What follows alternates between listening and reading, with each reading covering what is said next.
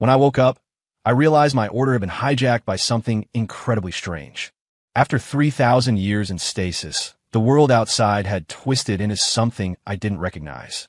In the Grand Hall, a sobbing girl from the gold rank, a Tier 3 mage, was pointing a trembling finger at my grandnephew, the master of the Blade Tower, Kane. She was demanding his life because he had apparently roasted her spirit rabbit. I pondered this for a moment. It was just a rabbit. At best, a Tier 1 low-level beast. If you're hungry, you roast it. What's the issue?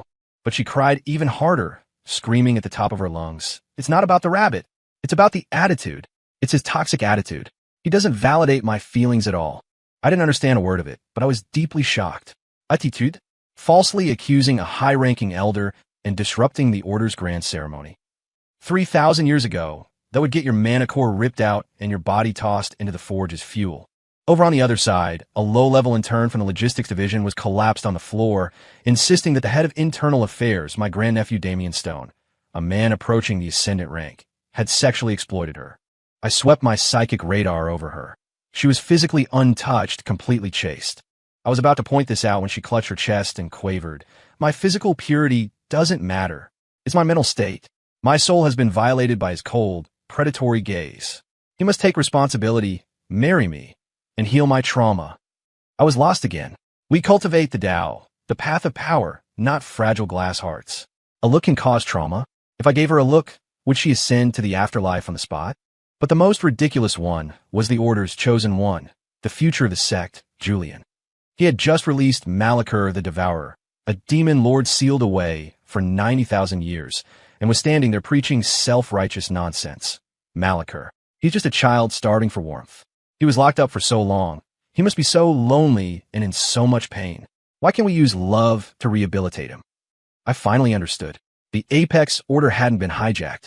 It had suffered a collective psychotic break, a severe one, and my sword specializes in curing psychosis.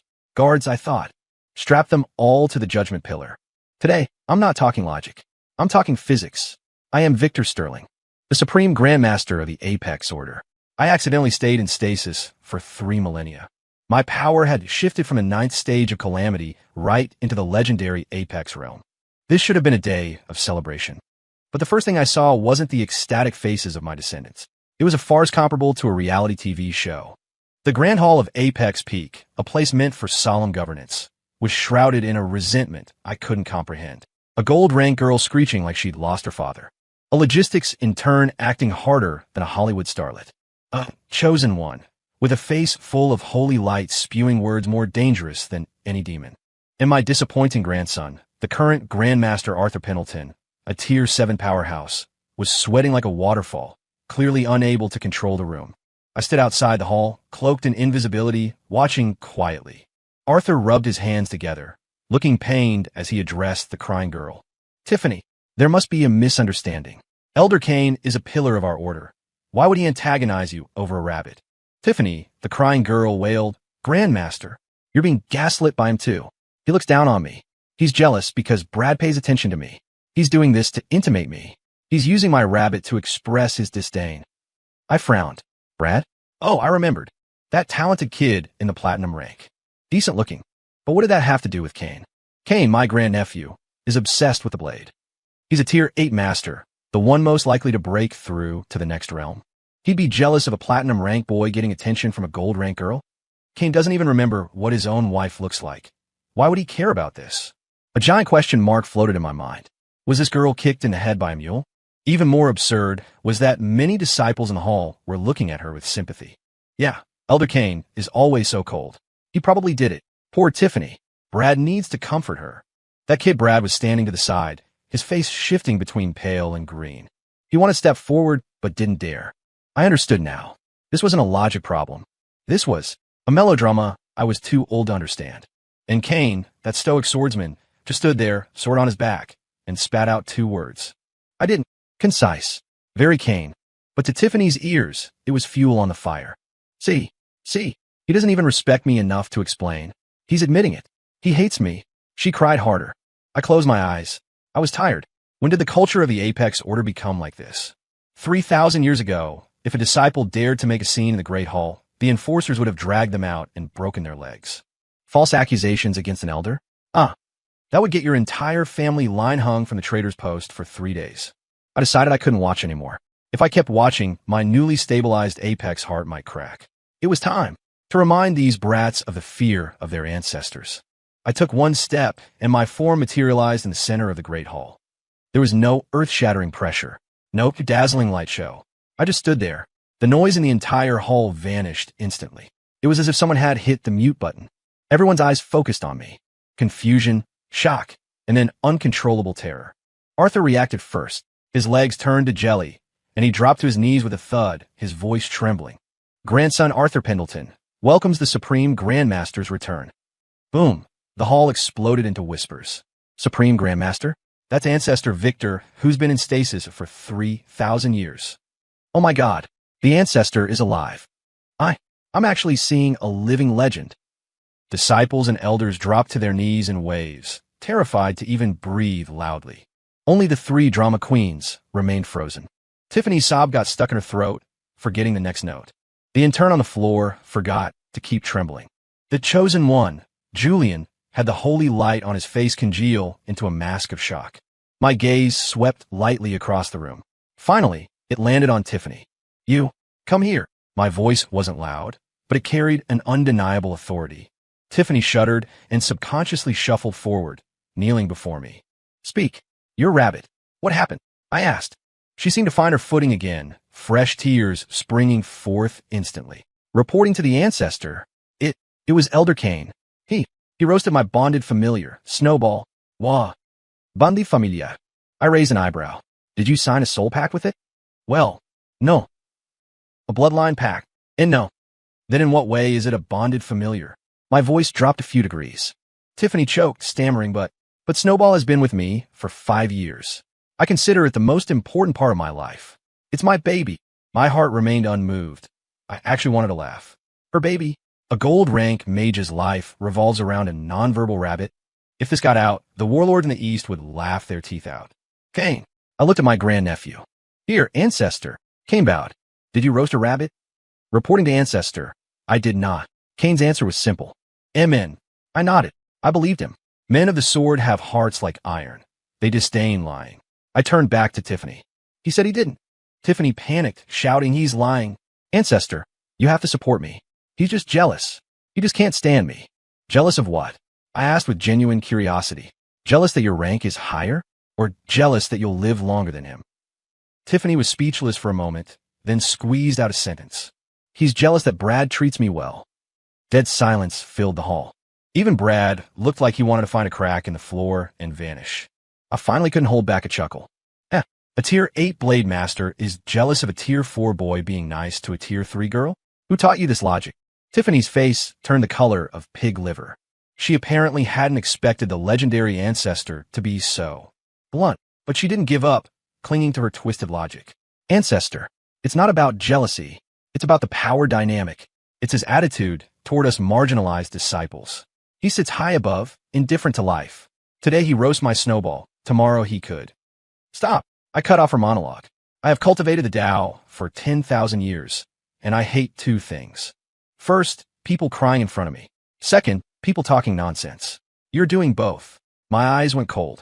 Tiffany went silent instantly, shaking like a leaf. I don't care about attitude. I care about facts. You say Kane roasted your rabbit. Do you have evidence? Tiffany panicked. Near Elder Kane's quarters, I smelled the scent of burnt Snowball. Smell. I smiled. Just based on a smell? Yes. It was the smell of heartbreak. Others can't smell it, but I can, she emphasized. I rubbed my temples. Talking to someone this delusional was a test of my apex rank mental fortitude. Fine. I couldn't be bothered to argue. Logic doesn't work on these people. You have to use magic. Or rather, force. I extended a finger, pointing at Tiffany's forehead. A sliver of golden consciousness, almost imperceptible, slipped in. Truth trance. It's a minor spell, harmless to the soul, but makes the subject speak their subconscious truth without filters. Tiffany's eyes instantly went glassy. I spoke, my voice laced with compulsion. Now tell me, why did you frame Kane? In the hall, everyone held their breath. Tiffany, staring into nothingness, spoke in a dreamy, monotone voice, spilling everything like beans from a jar. I like Brad. But Brad only cares about training. He never looks at me. I heard he admires strong, silent types like Elder Kane. I thought, if I created a conflict where Elder Kane bullied me, and I looked fragile and helpless, Brad would step up to protect me.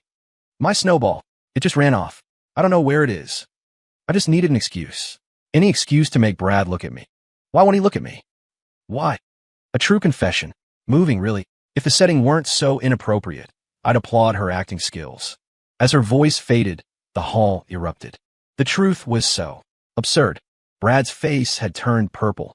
He looked ready to die of embarrassment. Kane's face was black as the bottom of a pot. He had dedicated his life to the sword. When had he ever suffered such humiliation? A Tier 3 girl using him as a stepping stone to get a boy's attention. The sword energy radiating from him was starting to leak out uncontrollably. I waved my hand, lifting the truth trance from Tiffany. She jolted, waking up to see the looks of contempt, anger, and shock surrounding her. She instantly realized what had happened. No, I didn't. That was fake. It was you, Ancestor. You. She tried to argue, but my glare forced the rest of her words back down her throat. Are the facts clear? My voice echoed through the hall. Arthur lowered his head in shame. Clear. It is my incompetence, Ancestor. Please punish me. Your punishment comes later. My gaze locked back onto Tiffany, who was now limp as mud. Tiffany Blair, disciple, is here. According to the laws of the Apex Order from 3,000 years ago, what is the penalty for framing an elder and disrupting the order? Arthur immediately answering Ancestor. Stripping of all magic, crushing of the limbs, expulsion from the mountain, never to set foot in our domain again. He spoke with iron certainty. Clearly, he was sick of this toxic atmosphere too. Hearing this sentence, Tiffany broke down completely. No, don't. Ancestor, mercy. She slammed her head against the floor, bleeding. I was wrong. I was really wrong. I was just confused. I just love Brad too much. Is it a crime to love someone? She was back to her emotional logic. I sneered. Loving someone isn't a crime, but your love is cheap. Cheap enough that you'd pave your road with someone else's reputation and the Order's laws. In my court, if you're wrong, you own it. If you're punished, you stand tall. I looked away from her, addressing the enforcers. Drag her out. Execute the sentence. Yes. 2 enforcers stepped forward, dragging the wailing Tiffany away like a dead dog. Her cries faded into the distance. The hall was dead silent. Every disciple looked down, afraid to make eye contact. They felt it. The long-lost, unquestionable, iron-blooded rule of the Order. No votum facis. No exceptions. Just cold, absolute justice. I was satisfied with the effect. A healthy organization doesn't need interpersonal drama or complex relationships. It needs 2 things, rules, and a fist to enforce them. Now for the second one. My eyes turned to the logistics, in turn, still pretending to be dead on the floor. You, come here too. Crystal, the intern, shook like a sieve. She crawled to my feet, face pale. Ancestor, mercy. Head up, I commanded. She looked up, trembling. Pretty, but her eyes were full of calculation. Name, disciple, Crystal. You claim Damien harassed you? I looked at the expressionless Damien Stone nearby. He practiced the path of absolute indifference, harassing an intern. He wouldn't waste time looking at a stray dog. Damien bowed. Reporting to Ancestor, absolutely not. Amen. I nodded. I believed him too. I looked at Crystal. I scanned you. You are untouched. Where's this harassment coming from? Crystal seemed to have anticipated this. She took a deep breath and began her performance. Ancestor, see clearly. I wasn't talking about physically. She clutched her chest, looking heartbroken. It was spiritual. It was emotional. Director Stone. He looked at me with those cold, unfeeling eyes. It was like a sword piercing my soul, dirtying my pure heart. My mental stability, my inner peace is shattered. She sobbed. I'm just a lowly intern. My only dream is to gain a manicore and live a long life. But now, he's ruined everything. He must take responsibility. Responsibility how? I asked. He must marry me. Use a lifetime of warmth to heal the damage he caused. She gathered her courage and shouted it out. Puffed. A disciple with poor self-control laughed out loud, then turned beet red under the glare of an elder. I almost laughed in anger. Incredible. The technical skill of this grift was even higher than the last one. She escalated from physics straight to metaphysics, and she wanted a Tier 7 powerhouse to marry her. Why didn't she just ask for the whole world as a dowry? A look could defile a soul. I looked at her like she was a rare species. Yes, Ancestor. That kind of trauma is invisible, but it's the most deadly. Good. I nodded. Since it is damage on the soul level, naturally we must use soul-level methods to verify it. Crystal froze, not understanding. A second later, she understood. My hand landed on her skull without warning. An irresistible, savage psychic force slammed into her mind palace. Soul Search, the most brutal, invasive technique in the magical world. It could turn someone into an idiot or shatter their soul entirely. No one expected the Ancestor to use such a nuclear option on an intern. Crystal didn't even have time to scream. Her eyes rolled back, and her body convulsed violently. Her memories, her secrets, everything was violently flipped open like a book in her own mind. A few seconds later, I retracted my hand. Crystal slumped to the floor, foaming at the mouth, completely lobotomized. She would be a vegetable for the rest of her life. My eyes held no pity. You want to play high-stakes games? Be prepared to cash out. My gaze coldly swept to a corner of the hall. There, Elder Vance of the Alchemy Division was trembling slightly. Vance, I spoke plainly. Vance jolted, scrambling out of the line to kneel. The disciple is here. You have a grandson named Kyle. Inner Circle disciple, correct? Yes, Ancestor. Vance was sweating through his robes. As I recall, Damien was looking for a personal apprentice 100 years ago. Your grandson Kyle and another disciple, Liam, were the top candidates. My voice was unhurried, but hit Vance like a sledgehammer. In the end, Damien chose Liam. Your grandson Kyle held a grudge, believing Liam stole his glory and opportunity, correct? Vance shook harder. This. My grandson is young and arrogant, narrow-minded, but he wouldn't dare. I ignored him. So, you grandfather and grandson came up with a brilliant plan. Have us intern Crystal frame Damien. If it succeeds, Damien's reputation is ruined, dragging his apprentice Liam down with him. Then you fan the flames of public opinion and knock Liam out of his position. Quite the move, pulling the rug out from under them. What a sinister calculation. Every sentence drained more color from Vance's face. By the end, he looked like a corpse. This information came directly from Crystal's mind. She wanted status. Kyle promised to make her his concubine. Vance backed her. Too bad. The mantis stalks the cicada, unaware of the oriole behind. They never dreamed I would wake up, or that my problem-solving method would be so direct. Did I miss anything? Vance's lips quivered. He couldn't speak. The facts were there. Irrefutable. Guard. My voice was as cold as the netherworld. Take Vance and his grandson Kyle. According to order laws, plotting against a fellow member, slandering a division head. This is treason. Destroy their mana cores. Throw them in the dungeon. Let the 1,000 ants chew on their hearts until their souls fade. Expel their families within 3 generations. Permanent blacklist. As for this thing, I pointed at the drooling vegetable on the floor. She wanted to climb the social ladder. Let's help her. Throw her in the viper pit behind the mountain. Let her get close and personal with the snakes. Brutal. Absolutely ruthless. Everyone was terrified out of their minds. This wasn't just cleaning house. This was scorching the earth. The hall was silent enough to hear a pin drop. They finally realized the decisive, rule-bound apex order was back. And I watched it all calmly. Trash removed. The air felt fresher. Now, the last one, and the most annoying one. I turned my eyes to the chosen one, standing straight as a rod. Julian was the only user of ether magic, a heavenly root the order had produced in centuries. Unparalleled talent, blessed by destiny. The hope of the apex order. So he was spoiled. Spoiled to the point of delusion. Spoiled into terminal moral superiority. I looked at him. He looked at me. No fear in his eyes.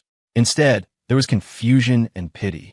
Like he was looking at a stubborn old boomer who didn't understand universal love. Julian, disciple is here. He bowed, neither humble nor arrogant. Do you admit your guilt? Disciple knows no guilt. He shook his head, looking righteous. I only did what I believe is right. Right? I asked. Your version of right is releasing the netherworld demon lord who was sealed for 90,000 years? That demon lord slaughtered 3 human megacities and devoured 10 million souls. His hands are dripping with innocent blood. Releasing him makes you an enemy of humanity. That is your right?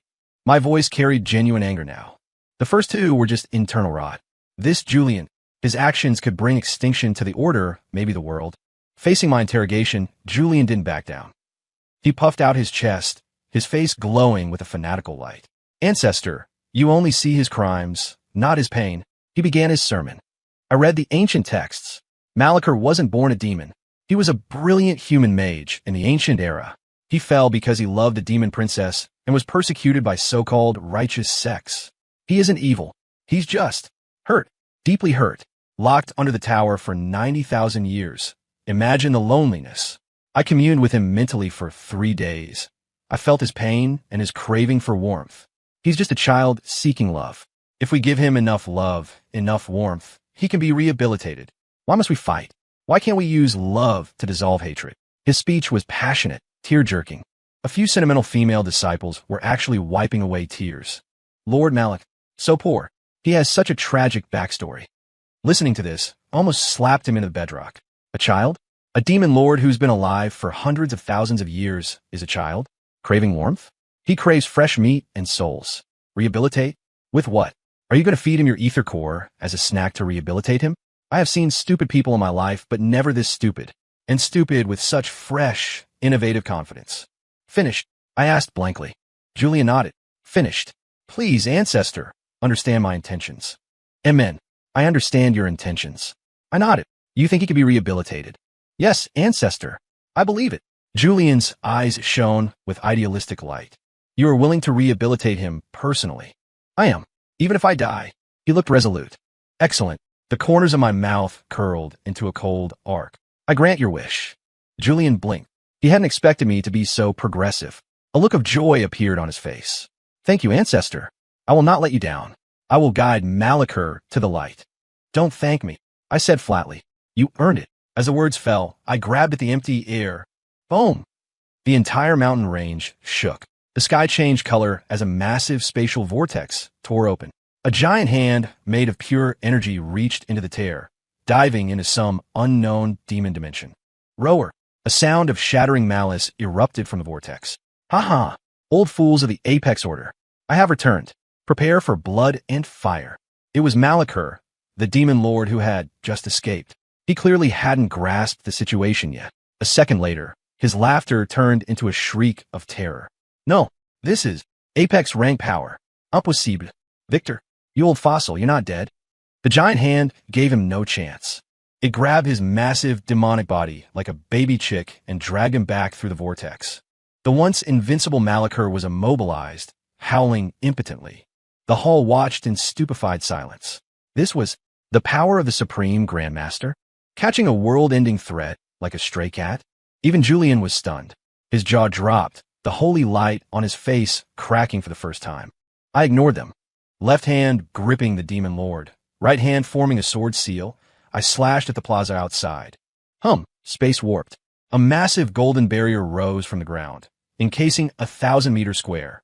This barrier was woven with my Apex rank time and space laws. 10 Malachurs couldn't break out. In you go. I tossed him. Malachur's massive body hit the floor of the barrier like a sack of garbage. He immediately attacked the walls, but they didn't budge. Done. I looked at the frozen Julian. Now it's your turn. Julian's face finally changed. From idealistic flush to realistic pale. Ancestor. What do you mean? His voice shook. Didn't you say you wanted to fix him? I asked matter-of-factly. I was worried he'd run around, making it hard for you to work your magic. So I brought him back and prepared a nice, quiet place for you. Look, it's perfect. I pointed at the golden cage. I set the timer for 10,000 years. Inside, you can't get out, and no one can get in. I've given you plenty of time to communicate, understand, and love each other. Go. Warm his lonely heart. I spoke lightly. But to Julian, it sounded like the devil's whisper. Lock him in a cage with a notorious demon lord for 10,000 years. That's not rehabilitation. That's feeding a sheep to a tiger. No, ancestor. That's not what I meant. Julian panicked completely. The holy aura gone, replaced by primal fear. I can't go in yet. My power isn't high enough. I need time. Wait until I hit the apex rank. No need to wait. I cut him off. Rehabilitation relies on the power of the heart, not mana. Isn't that what you said? I believe in you. With your heart full of universal love, you will succeed. I waved my hand. An irresistible force lifted Julian and hurled him toward the barrier. No. Julian let out a squeal like a slaughtered pig. He watched helplessly as the barrier approached, revealing Malachur's fanged grin and cruel eyes inside. He, a tender ether user. My favorite. Malachur laughed, a sound that curdled blood. Amidst Julian's despairing screams, he was thrown accurately into the cage. Snap! The barrier sealed. I had thoughtfully made the barrier one-way transparent. Outside looking in, clear as day. Inside looking out, nothing. This was to facilitate study and observation for the disciples. Done. I clapped my hands like I'd just taken out the trash. 3 problems solved. Does anyone else have an opinion? I scanned the hall slowly. Silence. Absolute silence. Every disciple, every elder kept their heads down, trembling. No one dared look at me. Opinions? Who dared? They understood now. This ancestor was a pure pragmatist, a cold-blooded problem-solving machine. You talk feelings? He talks rules. You talk spirit? He talks physics. You talk universal love? He locks you in a cage with your project for 10,000 years. In front of this man, all the Twitter threads, all the emotional blackmail, all the virtue signaling was a joke, fragile. Inside the great hall, the silence was deathly. The previous atmosphere of restless noise and bizarre melodrama was replaced by cold, absolute order. I was pleased.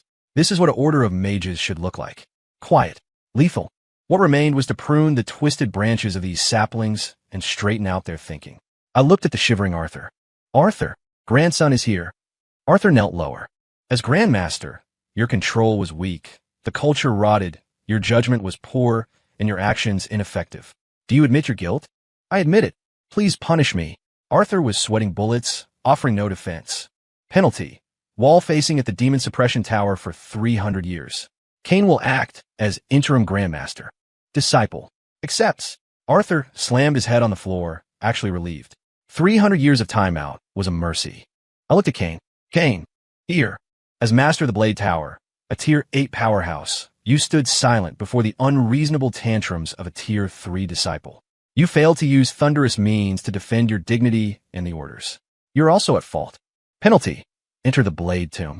Meditate for 100 years. Cain froze, then lit up. Disciple. Thanks the ancestor for his grace. The Blade Tomb was a reward ground for heroes. He knew I was chastising him, but also grooming him. Having dealt with leadership, I addressed the crowd. From today on, the Apex Order has new rules. I stepped out of the hall into the plaza. I raised my hand and pressed down on the earth. Rumble. The ground cracked, and a 100-meter-tall monolith of obsidian rose from the depths. I used my finger as a pen, mana as ink. The characters I carved glowed with terrifying power. The Apex Rules 1. No impotentrai. If you have a problem, show your rank. The strong make the logic, the weak shut up. 2. No emotion el blackmal. The path of magic is cold. Keep your feelings to yourself. Anyone using love to excuse incompetence goes to the Beast Mountains to discuss feelings with the monsters. 3. No performative virtue. Nature has predators. Anyone trying to save villains gets packed up and shipped to the demon realm to help them transcend. 4. I own the final interpretation of the above. I finished. The entire plaza stared at the monolith. Every word was a sword piercing their brains. Simple, brutal, unreasonable, yet strangely reassuring. Yes, this is the magical world. Strength rules. When did we become so soft, agonizing over vague feelings? Many disciples' eyes cleared. The fog in their minds vanished. Their resolve hardened. But ideology must be fixed at the root. The monolith was step 1. Next, I cast my psychic net over the entire order. Library. A group of novices wasn't studying spells, but huddling over a trashy novel titled The Alpha Sword Lord Loves Me. I flicked a thought. Boom! A bolt of purple lightning vaporized the book.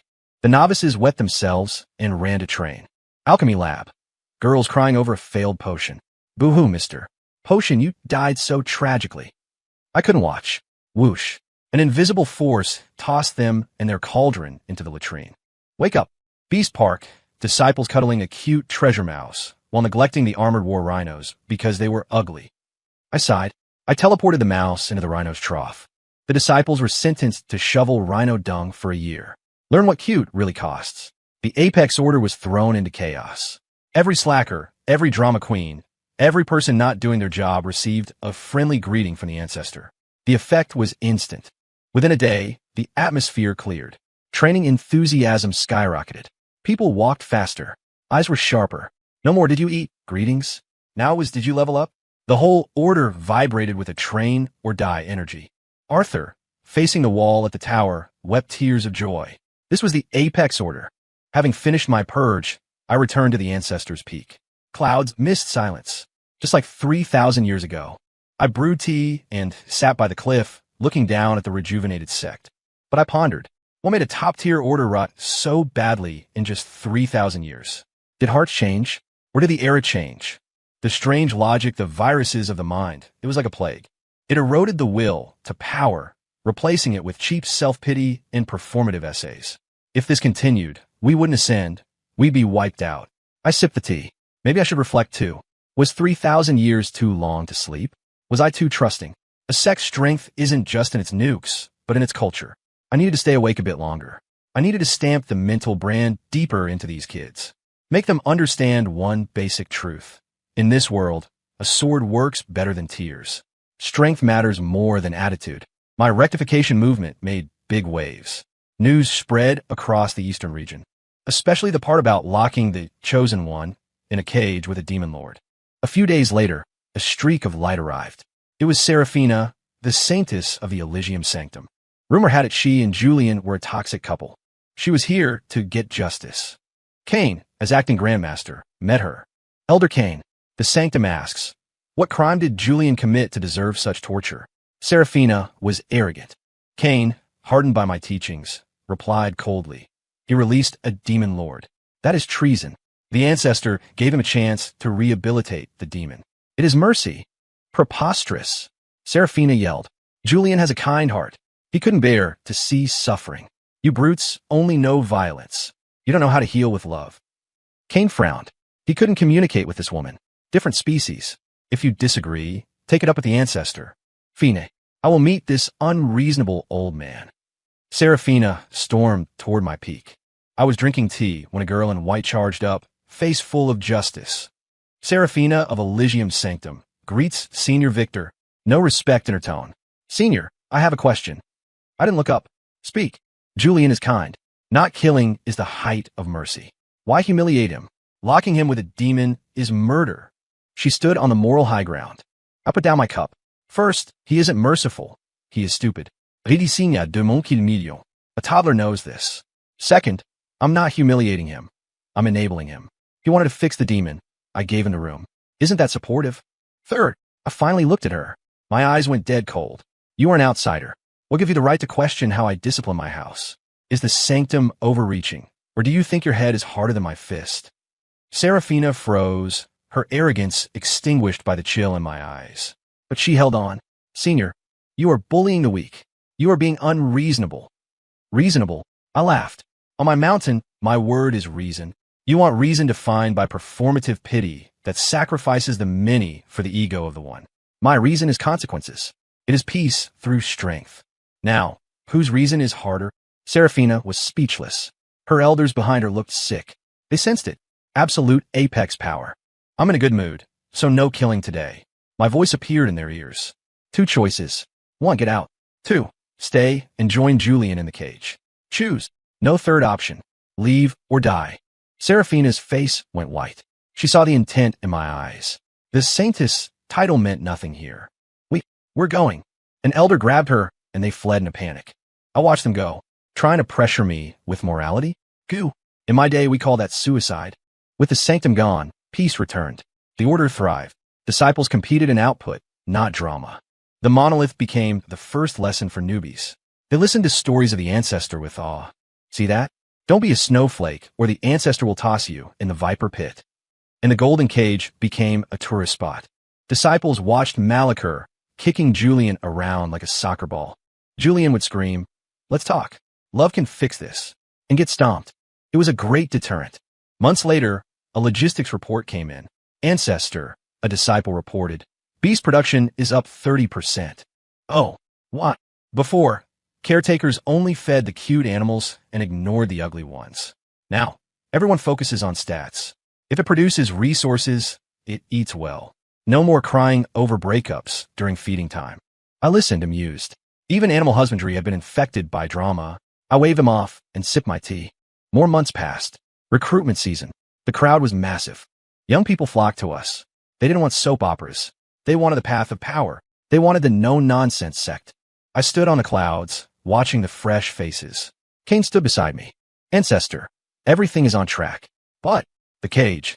10,000 years? Julian is a heavenly root. I glanced at him. Talent is not a license to be an idiot. If his mind is weak, high power just makes him a more dangerous demon. Let him grind. When he can kill that demon with a sword, he can come out. Understood. Cain bowed. I looked at the horizon. Cultivation is lonely. It requires iron will, not tears. Feelings just slow down your blade. I unstoppered my flask and took a swig of strong spirits. It burned going down. Good. This is magic. Story complete.